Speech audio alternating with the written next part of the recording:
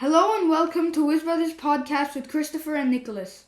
Today we have Artin Hovhanesian. He's a dad, soccer coach, and an entrepreneur. Who also happens to be our dad. Today we will be gaining some great advice on how to be a father, soccer coach, and entrepreneur. How are you, Artin? Good. Thank you for having me. How are you guys? Great. Okay, let's get right into it. We have a couple questions before we begin. First, how do you find the time to be a dad, soccer coach, and entrepreneur every day? That's really a juggling act. It's not easy, but I just try to keep my schedule and make enough time and set priorities for each one of those roles. Sometimes that means waking up early. Sometimes it means going to sleep late. But I love doing all the three roles, and it's really exciting. So, out of being a dad, coach, and an entrepreneur, which one do you like the most and why? That's a tough one. I would say I love all three of them, of course, but I would say the most rewarding one would be being a dad. I get to spend time with my two boys, with my family, learn new things, create new memories. As a coach, I get to spend time with a lot of kids, help them improve their soccer skills, reach their goals of being a good soccer player. And as an entrepreneur, it's also very exciting.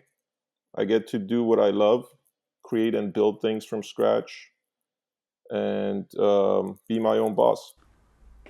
Okay. So, we'll be starting with some questions about fatherhood first. Sure. So, how many kids do you have and what are their ages? I have two amazing boys, and Christopher, 13, and Nikolas, 10 years old. Well, is it hard dealing with a teenager? It is. It's a big challenge. Yes, but again, it's very very exciting. You learn something new every day. How did you feel when you found out you were gonna be a dad? It was super exciting, but also a very nervous feeling. Um, it's something I had never experienced before. Obviously, never had kids before, so was very nervous, but also very exciting because I knew I was going to create a lot of new memories, have spend a lot of time with you guys, and a lot of new adventures, learn new things. The nervous part was really just the responsibility that comes with it. It's not easy raising two human beings. So I was very nervous, but and I think it's going pretty well so far, I would say. Well, if you were so nervous, what did you do to prepare yourself? There is really no way of preparing yourself. Obviously, you listen and talk to other parents. They share their experience with you guys with you, as far as how to raise kids. But there's really no way of preparing for something that you've never experienced before. You don't know what it's going to be. It's really just taking it day by day, learning together, growing together. So, what's the most challenging part of being a dad? What's the most challenging part of being a dad? There's a lot of challenging parts of it, but I would say the most challenging one would be really just balancing your life, um, making sure that you have enough time to spend with your kids, but at the same time also give priority to other parts of your life, such as work, for example, um, and trying to give good advice, be a good mentor, and set good examples for your children. Yeah, that's pretty much would be the challenging part of it. Well, what's one piece of advice that you'd give a great father and son relationship for a great father and son relationship? Um, I think there are really two parts of it. Obviously, any relationship takes two. There's the father, and there's the son in this case. So I would let me put it this way. Okay, so I'll go ahead and give you some advice on the father point of view and the son's point of view. So from the father's point of view, it's important to create an environment where your son feels comfortable sharing his thoughts, his feelings, and experiences with you. Okay, this means actively listening to him without really judging him or and showing him interest, genuine interest in what he has to say. Um, whether it's about school or his hobbies or whatever worries that he might have or any crazy ideas that he might have. It's very crucial to just be present and involved in your son's life. It doesn't mean just being physically there, but also emotionally and mentally. Spending quality time together. For example, we have as you guys know, we have our boys' night out, what we call it. We try to do it at least once every other week, or the least once a month. Where we just the three of us, we go out, whatever it is, whatever activity or whatever we plan, and it's just the three of us spending time together. So that's very important, spending time together. Another aspect of it, just like I said, is lead by example. If you want your son, or if you want your son to be a respectful person, kind, hardworking, have integrity, you need to set that example first. You need to lead by example and telling them and demonstrating it to your own actions. So that would be the father part of it. From a son's perspective, what a son needs to do is be open. Be open and honest with your dad. It's important to share your thoughts and your feelings with him. Even though sometimes, it might get you in trouble, things that you have done, choices that you made, if you share it with him, it's going to get you in trouble. But at the same time, if you share that experience or that event that happened to you, um, maybe your dad can point you in the right direction and help you not repeat that mistake again. Or if you have a feel, yeah. I'm sorry to cut you off, but what you're trying to say is that you have to be cooperative for it to work. Yes, yeah, it's a two-way relationship, father and son. It goes both ways. So both have to be willing to sacrifice, both have to be willing to compromise, listen to each other, respect each other, um, and be open-minded, because it's a learning process for both. The father might be an adult, he might be a grown-up, but again, raising a child is a new experience, and every day new challenges arise, and just have to work together to overcome those challenges. Who do you look up to as a leader? Who do I look up to? That's a good question. Um, there are a lot of people that I look up to, a lot of friends, family members that I have that are great parents, great fathers. Um, but I look at them, I learn from their mistakes, but I also learn from the good things that they do, um, and try to kind of put my own flavor into it, as you want to say it, and do it my way with my own decisions, with my own thoughts. But yeah, I mean, there are a lot of great fathers around me that I can look up to. So, do you have any funny dad stories to share with us? Funny dad stories.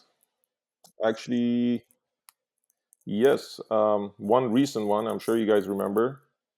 We went camping with a bunch of friends and their kids. So early morning, the adults got up and we went fishing by the lake. We were there probably a few hours, came back empty-handed, nothing. And then around lunchtime, the kids ended up just walking around. You know where I'm going with this, right? The kids went, lunchtime, they started going on their own adventure, going around the trees and wherever. About maybe 10, 15 minutes later, all of a sudden I see the kids coming back, and one of you is holding a big fish in their hand. Now, we were obviously surprised and trying to figure out how that happened. And then, you guys came with a fish in your hand where we were trying for a few hours. And I guess you guys found someone who had already caught a fish, and you just grabbed it from him, or you asked him if you can have it, and just brought it with you guys. Yep, that was very It was like pretty about funny. this big. Yeah. Yep. I just had it in my hands and I was just walking back to camp. Yep. That is some great advice on how to be a father. Thank you. Sure. So now we will be moving on to the Coaching. soccer coach. Okay, first question. What made you want to become a soccer coach? That's easy, actually. I love soccer, football, as I say it, but we'll just say soccer in this podcast. I love soccer. I've been playing soccer since I was a kid, probably younger than you guys. Very passionate about it. I love playing it. I love watching it. I love talking about it. And the coaching allows me to actually teach it and share my experience with the future generation of soccer players. It also allows me, obviously, spend more time with my kids because they're into soccer. They play soccer, and just keeps me healthy around kids, being active and doing what I love to do. So could you share a memorable moment that you had while you were coaching? A memorable moment. Yeah, that was actually the first season, believe it or not, the first season where I was a coach. We started a team, very unexperienced, players, all new players. Um, we happened to have too many kids in my team, so we decided to divide them into two different teams. And when the league started, I was coaching both teams. And believe it or not, with that unexperienced team and brand new team that we developed, we ended up both teams, Team A and Team B, reaching the finals together. So both teams made it to the playoffs. Each one of them won their own semifinal, and then we ended up bringing both teams into the final, and that was just an amazing, amazing experience. Yeah, I could feel the same. I'm sure you guys Yeah. remember. Yeah. That was probably one of my favorite moments as a player too. How do you help kids get better at soccer and stay motivated? It's not easy, but it's you got to find a balance between fun, engaging, and challenging. So obviously, soccer, just like any other sport, is a very physical. Is very physical, and kids have to be strong. They have to be fast. They have to have good stamina for running for a long time without getting tired. So we do have a lot of challenging practice sessions, a lot of running, a lot of physical activities. But at the same time, we also try to keep it fun and engaging. Sometimes you might have just really very relaxing sessions where it's just free play, just make two teams and start playing. Um, and also encourage them. These are all kids are all developing. There are no professionals here. They're all learning, just like how you go to school and learn. This is a school of soccer, so we teach them how to play, and you just have to be patient with them, give them a lot of positive feedback, and just keep the spirit high, and set small goals, and celebrate their achievements. It really helps them keep them Well, motivated. I mean, what? How do you? Is it more challenging to coach people that aren't as engaged but still like the game, aren't as engaged in learning it? Yes, obviously there are kids who are more passionate about it than others. Some are more, some are less. But as long as they're on the field and they're focused, trying to improve, the speed of improvement is is not as important. We just try to help everyone get to their goals. Some might get there faster than others, but the important part is that everybody shows up, they pay attention, they have the intention of getting better, and yeah, the speed, obviously, the speed of thinking, the speed of learning, it's different for every kid. So some might get better faster than others, but just keep coming to practice, focus, and keep growing. So, what qualities do you think are important for someone who wants to be a good player?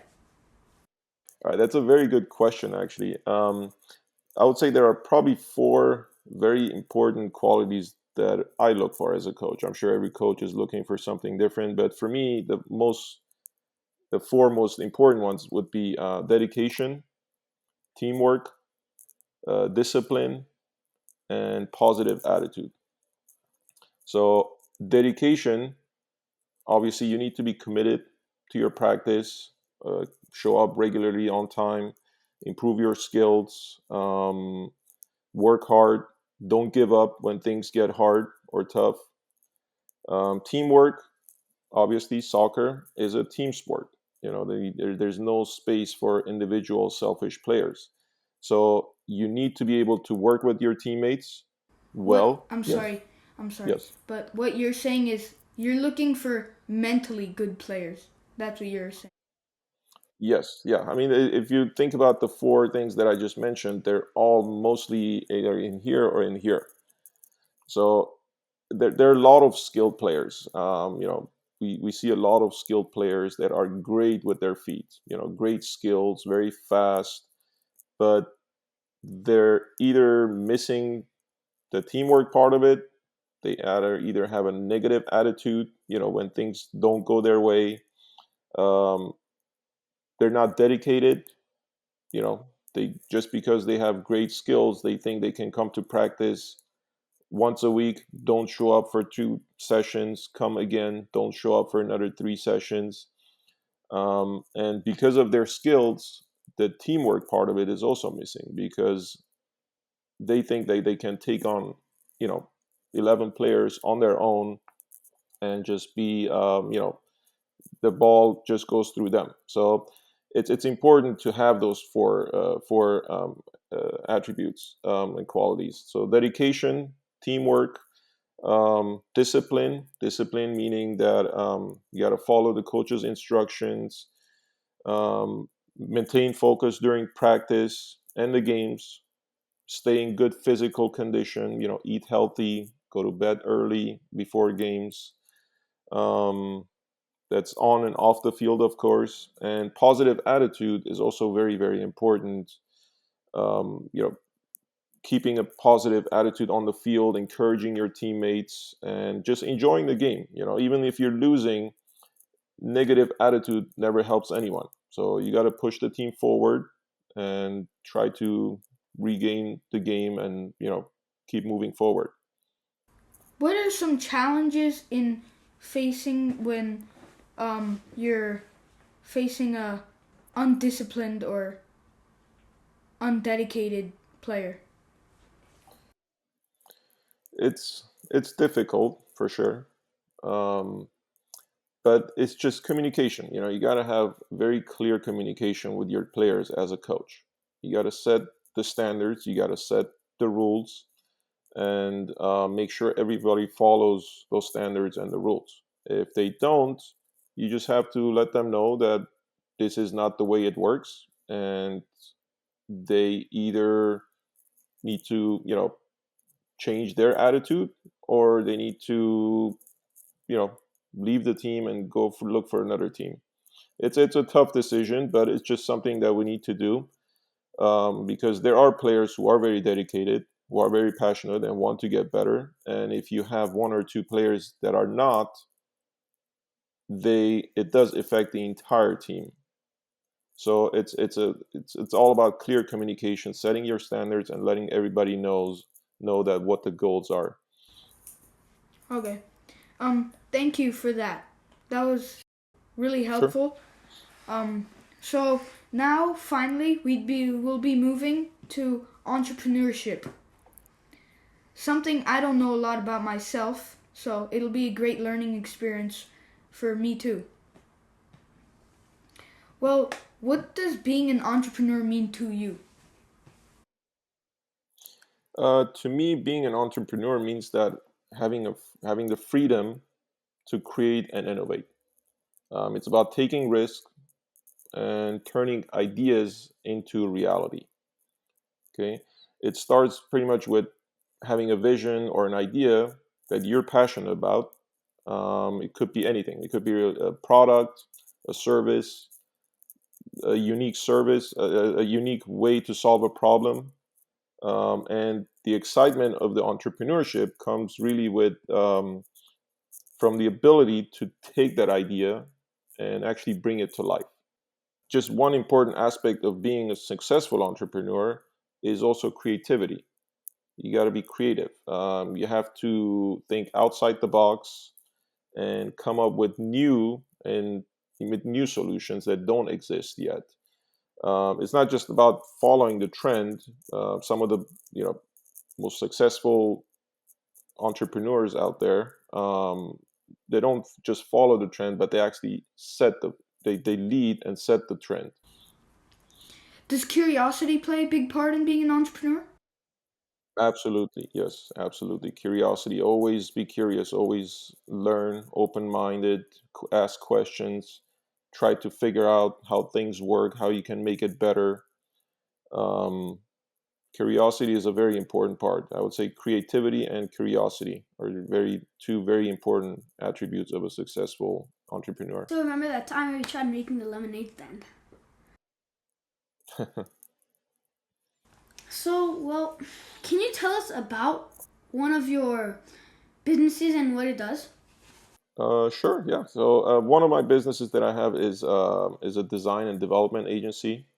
So when I say design and development, it's a web design and development agency. We build web apps, all the iPhone apps that you guys use on your phones, on your tablets. So we're the ones, we're one of the companies that build those apps and web tools. And it's a challenging industry to be in because it's changing literally by the minute. Every day, every minute, every hour, new technology comes out, new innovations, new softwares, new cool ways, and more innovative ways of doing things. So you have to be on top of it. You have to be up to date, um, and it's a constant learning process. Are one of those changes, for example, like AI? That's a very good question. Yes, AI in really recent years, AI for those who are not familiar with is artificial intelligence, um, and it, the way I would explain AI in the most basic form is that imagine you have a super smart robot friend, right, who can learn and think like a human. Now, this robot or this friend of yours can help you with your homework. He can play games with you. He can suggest movies based on what you've watched in the past. That's kind of what AI is, or artificial intelligence. Um, it's like giving a computer a brain so it can learn from experiences. It can make its own decisions and solve problems. Just like you learn from your teachers or your soccer coaches, AI learns from data and gets smarter with that data.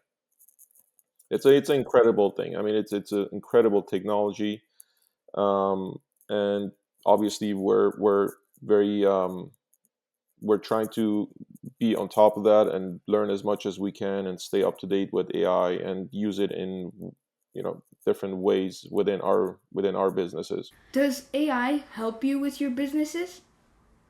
Yes, AI actually, it's like I said, it's an amazing technology, and depending on how you use it, it could be very, very helpful in any business, really, not just our business.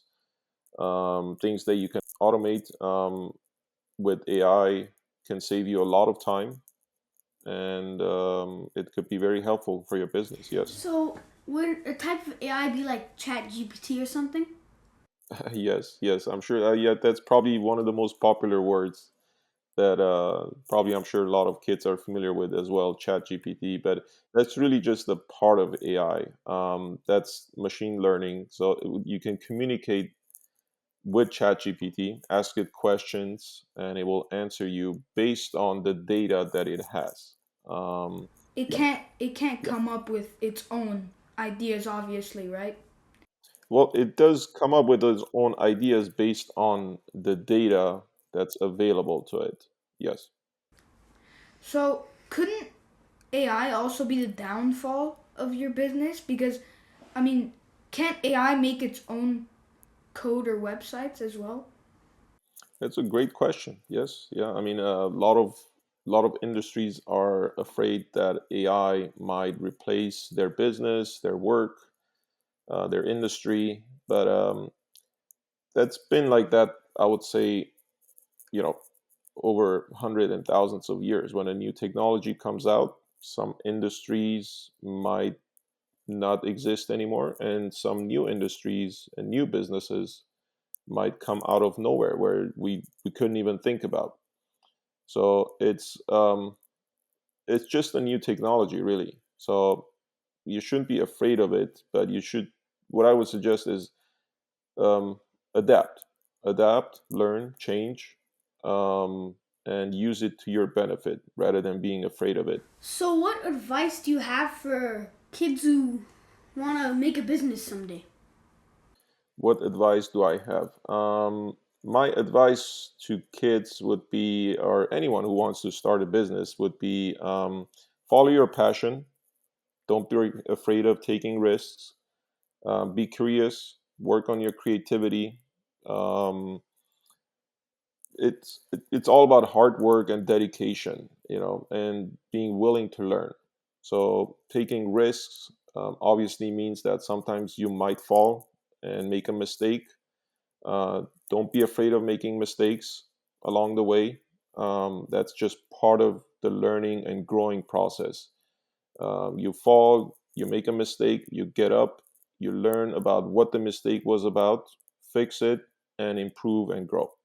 So stay passionate, curious, and take risks. And don't be afraid of making mistakes.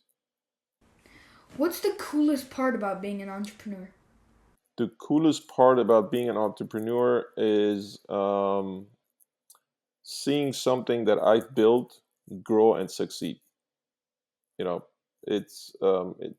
you start something from scratch, an idea or whatever it is, and you work very hard on it. And just like a child, you start seeing it grow and succeed and go out there into the world. That'll be the coolest part. Yeah, and I would say probably the next thing would be that the flexibility of you know working on different projects, come up with new ideas, and also getting to know a lot of smart people with great ideas as well. Yeah. This was a very beneficial learning experience. Thank you for your time, and I hope you, I wish you well. Thank you very much. Thank you for having me on your podcast. And I know this is your first podcast, so I wish you all the best. This is a great thing that you guys are doing, and yeah, I wish you all the best with your podcast. Thank you for having me.